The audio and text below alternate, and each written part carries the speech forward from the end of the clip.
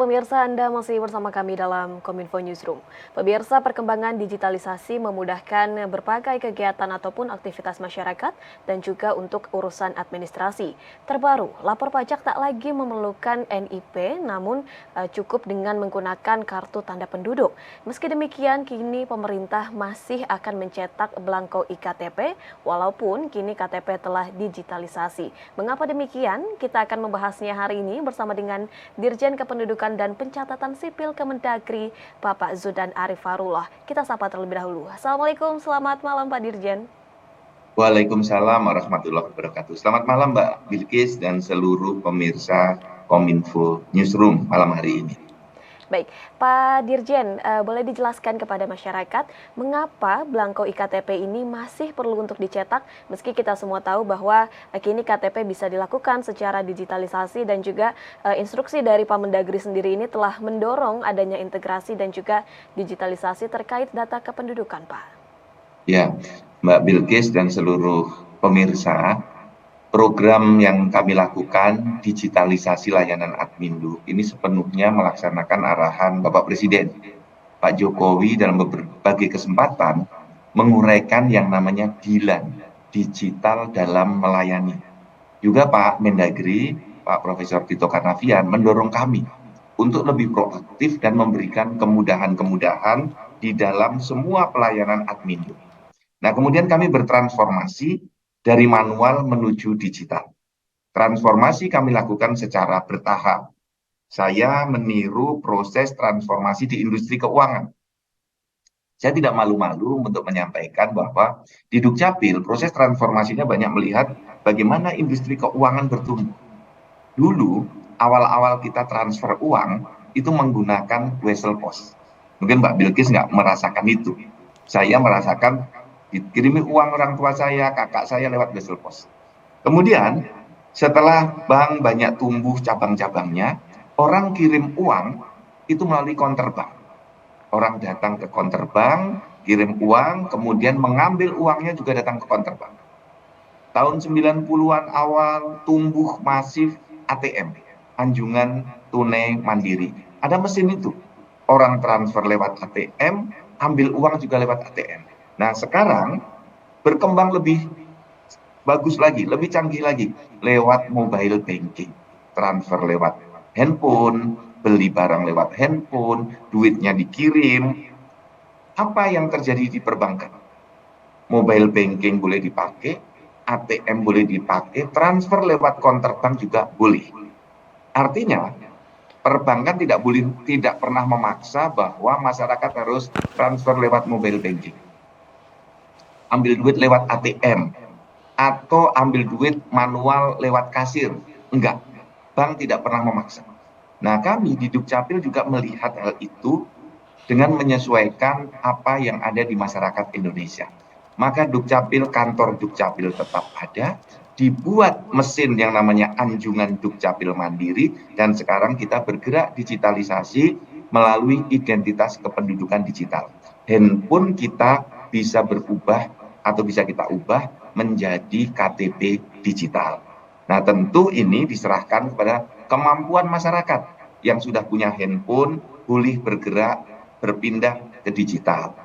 Yang belum punya boleh semi digital melalui pencetakan di anjungan Dukcapil Mandiri di mesin ATM-nya Dukcapil. Kalau ATM-nya bank dipencet-pencet tombolnya keluar uang, kalau di mesinnya Dukcapil dipencet-pencet tombolnya nanti keluar KTP, keluar kartu keluarga, keluar akte kelahiran, dan seterusnya. Atau yang tidak punya handphone, belum bertradisi digital, tetap datang ke Dukcapil untuk pelayanan secara manual. Tetap kita layani.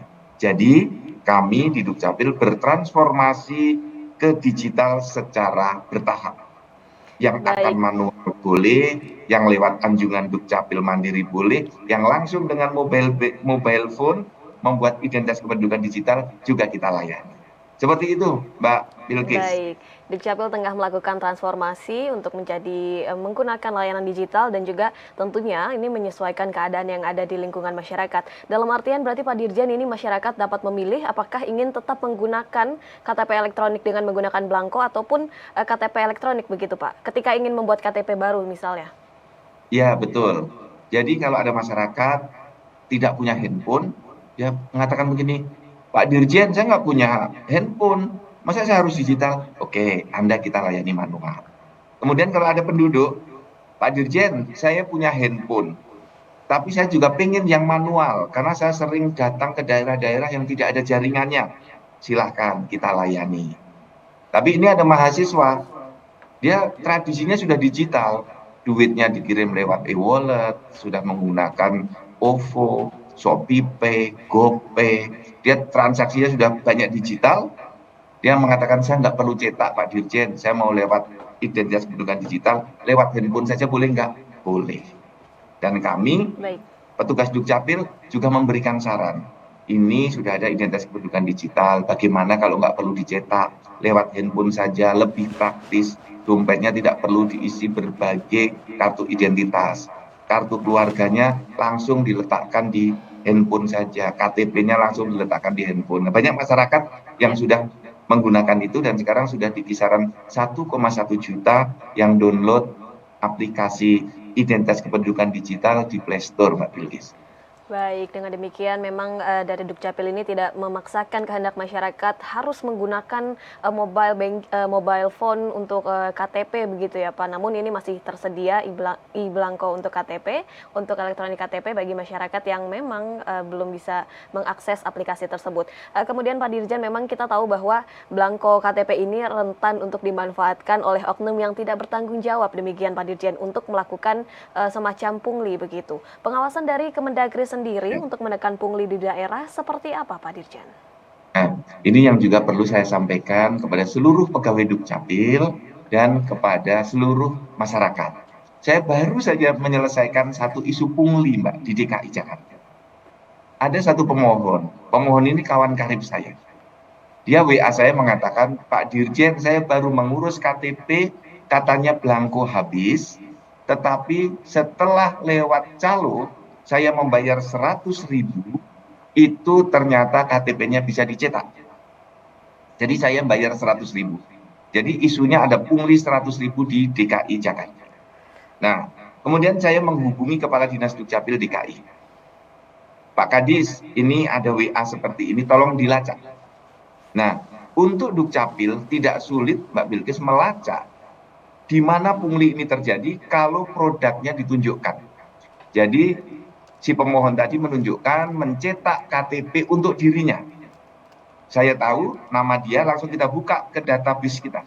KTP dicetak di kelurahan mana atas nama beliau. Katakanlah namanya, kita sebut saja namanya Muhammad Basuki. Sebut aja namanya Muhammad Basuki. Kami buka KTP atas nama Muhammad Basuki baru dicetak hari Senin tanggal 27 Februari. Karena semua yang mencetak KTP itu ada passwordnya, maka kami tahu yang mencetak KTP itu namanya Budi. Namanya Budi. Nah, kami temui Budi. Mas Budi, ini ada isu terima pungli. Oh enggak Pak, kami enggak terima pungli. KTP ini saya serahkan atas permintaan pemohon A. Kami temui pemohon A itu. Betul, pemohon A memohon ini atas perintah penduduk. Betul, kami temui penduduknya yang bawa KTP ini.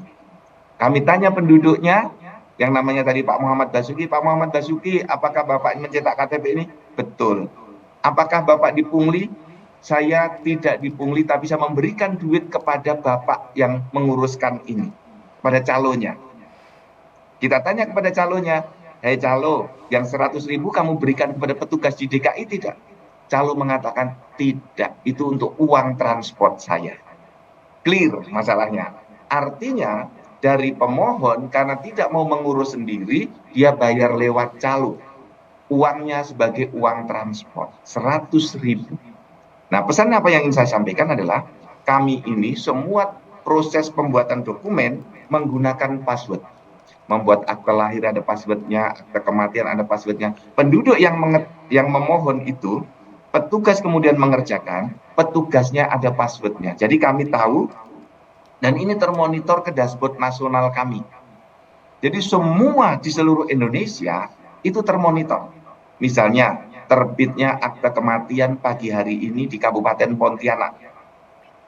kemudian terbitnya akte kelahiran di kota Surabaya, itu termonitor karena ada NIK-nya. Jadi kami tahu pagi ini Surabaya terbit misalnya 12 akte kelahiran. Kami tahu, bisa dimonitor. Petugasnya siapa saja yang mengetik dan yang mengentry data, kami tahu. Kemudian petugasnya yang mengeprint siapa, kami tahu karena masing-masing dibekali password. Jadi untuk melacak ada pungli itu mudah sekali, maka jangan main-main kepada petugas dan kepada masyarakat juga jangan mudah menebar, mengatakan memberikan uang kepada petugas Dukcapil. Ternyata tadi uangnya diberikan kepada calo. Nah, mengapa calo? Karena petugasnya karena pemohon tidak mau mengurus sendiri dengan alasan sibuk. Nah, ini yang kami lakukan, Mbak Bilkis, dengan membangun sistem. Tapi perlu dukungan dari masyarakat. Ya, dengan adanya sistem seperti ini, dukungan masyarakat sangat diperlukan tentunya untuk mendukung petugas Dukcapil yang bersih gitu, clear dari adanya pungutan pungli ini, dan tentunya ini agar sistem berjalan seperti biasanya begitu. Kemudian Pak Dirjen, bagi masyarakat yang ingin membuat KTP baru dengan belangko KTP begitu, apakah bisa melalui Mal Pelayanan Publik, mengingat memang Wakil Presiden dan juga Menteri Pan-RB ini tengah menggencarkan pelayanan dari Mal Pelayanan Publik begitu Pak Dirjen? Apakah bisa Betul, dilakukan di sana? betul. Jadi di semua mal pelayanan publik di pemerintah daerah, itu selalu ada pelayanan Dukcapil. Kami sarankan rekan-rekan, masyarakat, pemohon yang ingin mengurus layanan Dukcapil, selain di Dinas Dukcapil atau di kecamatan, bisa di mal pelayanan publik. Di sana insya Allah lebih enak tempatnya ya, karena lebih rapi dan lebih adem, fasilitasnya lebih komprehensif. Monggo, silahkan ke mal pelayanan publik, tetap kita layani. Dan kami sarankan malah sebaiknya melalui mal pelayanan publik. Bahkan Mal Pelayanan Publik ini juga sudah tersebar di beberapa titik di daerah-daerah begitu ya Pak. Jadi sehingga memudahkan masyarakat begitu untuk mengurus bagian mengenai administrasi. Kemudian Pak Dirjen, kalau boleh tahu sebenarnya dari awal tahun hingga sampai saat ini berapa banyak ketersediaan dari belangko untuk iktp ini dan akan disebarkan ke daerah mana saja Pak Dirjen? Saat ini kita sedang mencetak 10.500.000 keping, kurang lebih ya, karena ada rincian kecil-kecilnya, tapi besarannya 10.500.000 keping. Nah, yang sudah terdistribusi ke daerah, ke seluruh Indonesia, 38 provinsi, karena provinsi kita bertambah 4, dari 34 menjadi 38, sudah terdistribusi kurang lebih 5.500 juta keping. 5.500 juta keping dalam 2 bulan ini. Jadi, belangko di seluruh daerah sudah terisi. Nah, belangko ini aman ya sampai dengan bulan Februari, Maret, April saya jamin masih tersedia. Nanti akan ada pengadaan lagi pada bulan-bulan berikutnya karena kita pengadaannya bertahap. Yang di tahap 1 ini 10.500.000 keping sudah tersedia.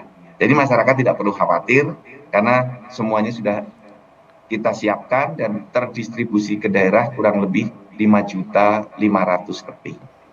Baik, sudah terdistribusi sebanyak 5.500 juta keping dalam 2 bulan ini? 5.500 keping. 5 juta Oke, 500. baik. Apakah untuk pengiriman pendistribusian ini dapat dikatakan lancar begitu Pak Dirjen? Mengingat ke daerah-daerah 3T mungkin untuk pendistribusiannya sejauh ini dapat dikatakan aman Pak? Alhamdulillah, karena yang mengambil adalah petugas Dukcapil langsung dari kabupaten itu atau dari provinsinya. Misalnya yang di Kabupaten Morotai, Kabupaten Lembata, kemudian Kabupaten Nias, Mentawai, itu petugasnya ke Jakarta sekaligus mereka konsultasi, sekaligus bimbingan teknis, banyak acara, tidak hanya semata-mata mengambil belangko, melakukan kunjungan ke Direktorat Jenderal Dukcapil sekaligus konsultasi untuk pemberian nomor induk kependudukan bagi masyarakat di pedalaman, untuk warga negara asing, untuk penerbitan akte kelahiran dari orang tua yang berkewarganegaraan asing dan berperan WNI, sehingga lahir anak berkewarganegaraan ganda atau ganda terbatas. Nah, itu perlu banyak sekali yang dilakukan konsultasi oleh teman-teman di daerah kepada kawan-kawan di Dirjen Dukcapil di pusat. Baik, terakhir Pak Dirjen, masyarakat yang masih menggunakan iktp ataupun KTP belangko ini apakah saat masanya habis begitu ingin mengganti status dari lajang menjadi menikah, apakah bisa mengganti menjadi KTP digital begitu Pak? Ya, ini pertanyaan yang bagus. Jadi Bapak dan Ibu seluruh pemirsa TV Kominfo pada bagian hari ini, Kominfo Newsroom, siapapun kita yang mau ganti elemen data. Misalnya pekerjaannya dulu mahasiswa, sekarang sudah menjadi pegawai BUMN misalnya. Atau sekarang memiliki perusahaan sehingga menjadi wira swasta. Itu silahkan diganti datanya dan nanti KTP-nya dipindahkan menjadi KTP digital. Kami senang sekali kalau masyarakat yang sudah punya handphone, tinggal di perkotaan, semuanya beralih ke digital. Karena Mbak Bilkis, ke depan kita akan bergerak ke digital, semua transaksi-transaksi kita, terutama yang sudah ada jaringan di kota-kota besar, dengan menggunakan identitas kependudukan digital. Tidak lagi fotokopi KTP, tetapi sudah menggunakan KTP digital. Maka mari kita bertahap untuk bertransformasi ke digital. Baik, pemerintah dalam hal ini ialah Kemendagri memberikan kesempatan kepada masyarakat untuk memilih apakah tetap ingin menggunakan KTP elektronik dengan belangko tentunya dan juga ataukah menggunakan KTP digital yang kini tengah digalakan oleh Kemendagri untuk bertransformasi menjadi lebih baik lagi. Sekali lagi terima kasih banyak Pak Dirjen telah bergabung bersama kami pada hari ini dalam tema masih perlukah belangko iktp di era digitalisasi. Terima kasih banyak Pak Dirjen, salam sehat selalu, selamat melanjutkan aktivitas.